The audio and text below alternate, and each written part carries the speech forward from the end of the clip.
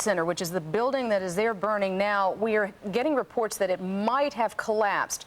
It is the building that has been on fire all day long, and we are getting reports that it might have collapsed.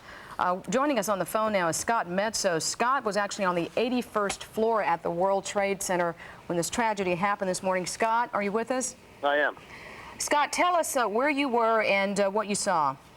I was in One World Trade Center. I was on the 81st floor, the south side of the building. A little before 9, we heard an explosion. Scott, let me interrupt. You are watching Building 7 at the World Trade Center collapse. That is the collapse of Building 7 at the World Trade Center. Vince Dementri was within a block or two of that just a short time ago, did get out of the way, and told us the firefighters had not been able to fight that fire because of imminent collapse. It has happened. Building 7 now has fallen. And that is the building, Todd, am I correct in saying, where the emergency management operation was located? Not right now, but...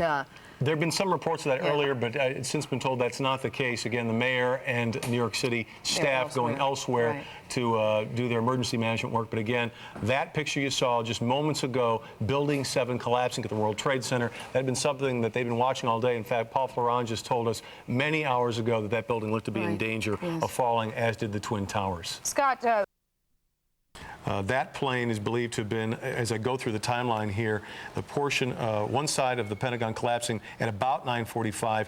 That was an American Airlines Flight 77, one of the 4 planes that went down today. I believe we have Vince Dementri. I believe we do, and Vince was at the number 7 World Trade Center right before it collapsed. Vince, your thoughts now?